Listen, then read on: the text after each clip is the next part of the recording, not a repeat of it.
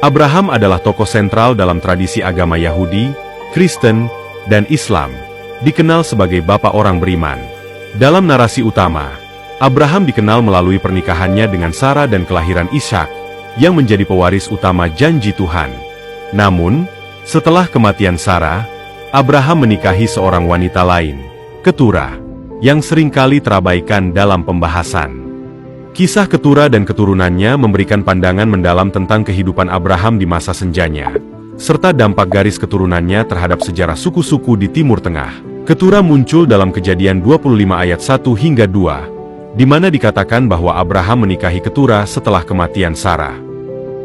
Dari pernikahan ini, lahir 6 anak laki-laki, Zimran, Yoksan, Medan, Midian, Ishbak dan Suah. Dalam 1 Tawaris 1 ayat 32, Keturah disebut sebagai Gundik, namun beberapa sarjana menyebutkan bahwa Keturah awalnya adalah Gundik, tetapi kemudian menjadi istri resmi Abraham, berbeda dengan Hagar, ibu dari Ismail. Beberapa tradisi, termasuk kitab Yobel dan pandangan sarjana Alkitab seperti Richard Elliot Friedman, menyebutkan bahwa Keturah dan Hagar adalah individu yang berbeda, meskipun ada perdebatan. Pandangan ini mendukung perbedaan karakteristik dan garis keturunan yang dimiliki oleh masing-masing anak dari Keturah dan Hagar. Jika Keturah memulai hubungannya dengan Abraham sebagai selir dan kemudian diangkat ke status istri resmi setelah kematian Sarah, ini mungkin menjelaskan perbedaan deskripsi Alkitab tentang perannya. Meskipun demikian, Keturah, selir yang menjadi istri, tidak pernah disebut dalam kitab suci dengan kehormatan yang sama seperti yang diberikan kepada Sarah sebagai istri Abraham. 1 Petrus 3 ayat 6. Hanya anak yang dilahirkan oleh Sarah, yaitu Ishak, yang menerima janji perjanjian sebagai pewaris utama Abraham, sementara anak-anak yang lahir dari Hagar dan Keturah diberikan status berbeda dalam sejarah Israel. Ishak menjadi pewaris utama warisan rohani dan janji Tuhan kepada Abraham, termasuk tanah Kanaan yang dijanjikan bagi keturunannya. Di sisi lain, keturunan Hagar melalui Ismail dan keturunan Keturah berkembang menjadi bangsa-bangsa yang juga memiliki pengaruh signifikan di Timur Tengah, tetapi mereka tidak memiliki bagian dalam perjanjian khusus yang dibuat Allah dengan Abraham dan Sarah. Perbedaan ini menunjukkan bagaimana janji dan berkat dalam narasi Alkitab terhubung erat dengan garis keturunan dan ketaatan kepada perintah Allah. Peran keturunan Keturah dalam sejarah dan narasi Alkitab. Anak-anak Keturah memiliki peran penting dalam sejarah dan narasi Alkitab, meskipun seringkali terabaikan. Abraham memberikan hadiah kepada anak-anaknya dari Keturah dan mengirim mereka ke timur, seperti yang dicatat dalam Kejadian 25 ayat 6. Tetapi kepada anak-anaknya yang diperolehnya dari gundik-gundiknya ia memberikan pemberian. Kemudian ia menyuruh mereka, masih pada waktu ia hidup, meninggalkan Ishak, anaknya, dan pergi ke sebelah timur, ke tanah timur. Ini mungkin mencerminkan upaya Abraham untuk memastikan bahwa garis keturunan Ishak tetap menjadi pewaris utama janji Allah. Keturunan Keturah menetap di wilayah strategis di Semenanjung Arab, termasuk bagian barat laut yang kini menjadi bagian dari Arab Saudi, Yordania, Israel, dan Semenanjung Sinai. Salah satu keturunan Keturah yang paling terkenal adalah Midian, yang menjadi nenek moyang bangsa Midian.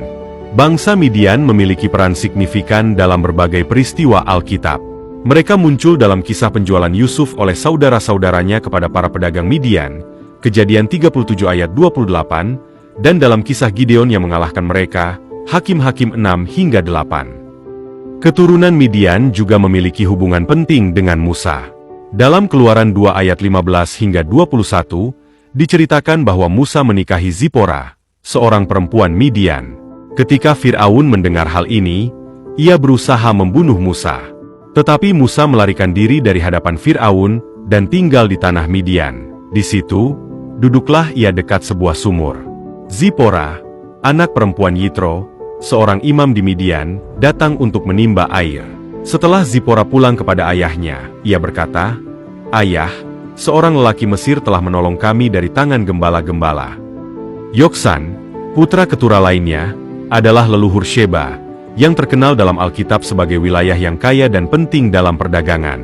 Kerajaan Sheba, yang dikaitkan dengan Yaman modern, terkenal karena kisah Ratu Sheba yang mengunjungi Raja Salomo untuk menguji kebijaksanaannya, seperti yang tercatat dalam 1 Raja-Raja 10 ayat 1 hingga 2. Ketika Ratu Negeri Sheba mendengar kabar tentang Salomo berhubung dengan nama Tuhan, maka datanglah ia hendak mengujinya dengan teka-teki. Ia datang ke Yerusalem dengan pasukan pengiring yang sangat besar, dengan unta-unta yang membawa rempah-rempah, sangat banyak emas dan batu permata yang mahal-mahal. Ismael, patriark suku Arab. Ismael, anak dari Hagar, juga memainkan peran penting dalam pembentukan sejarah suku-suku Arab. Dalam Alkitab, Ismael dianggap sebagai patriark banyak suku Arab. Dalam Kejadian 16 ayat 10 hingga 12, Allah berjanji kepada Hagar bahwa keturunan Ismael akan menjadi bangsa besar. Lagi kata malaikat Tuhan itu kepadanya, "Aku akan membuat sangat banyak keturunanmu, sehingga tidak dapat dihitung karena banyaknya." Selanjutnya kata malaikat Tuhan itu kepadanya, "Engkau mengandung dan akan melahirkan seorang anak laki-laki dan akan menamainya Ismael, sebab Tuhan telah mendengar tentang penindasan atasmu itu. Seorang laki-laki yang lakunya seperti keledai liar, demikianlah nanti anak itu. Tangannya akan melawan tiap-tiap orang dan tangan tiap-tiap orang akan melawan dia, dan di tempat kediamannya ia akan menentang semua saudaranya." Nubuat ini menunjukkan bahwa Ismael dan keturunannya tidak akan membentuk kerajaan yang terorganisasi, melainkan akan hidup dalam masyarakat suku. Ismael dinubuatkan menjadi manusia liar, yang berarti keturunannya akan hidup dengan gaya hidup yang lebih nomadik dan terpisah dari kerajaan-kerajaan besar. Hal ini mencerminkan kehidupan keturunannya yang lebih tersebar di antara berbagai suku Arab, tanpa membentuk entitas politik terpusat yang terorganisasi.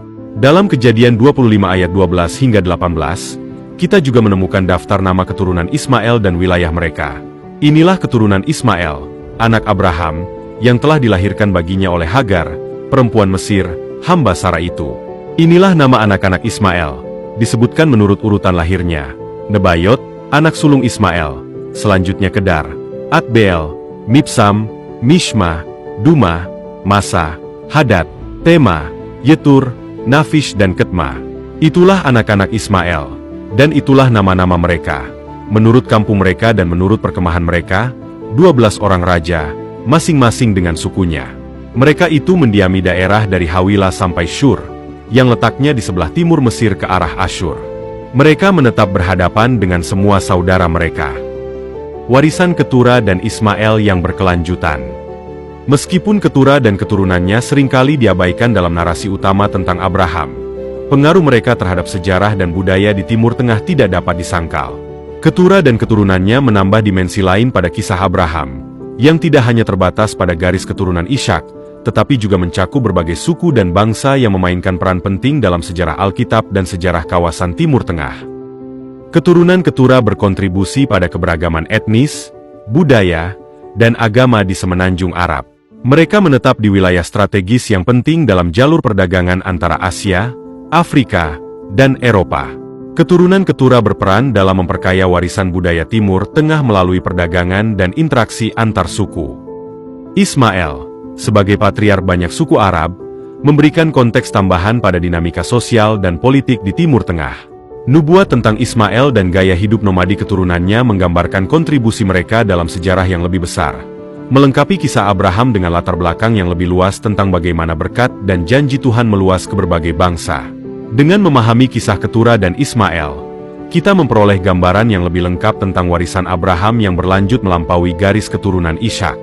Keturunan Ketura dan Ismael tidak hanya menjadi bagian dari sejarah suku-suku di Timur Tengah, tetapi juga menjadi bagian dari narasi yang lebih besar tentang bagaimana berkat dan janji Tuhan melalui Abraham menjangkau berbagai bangsa dan memengaruhi sejarah dunia.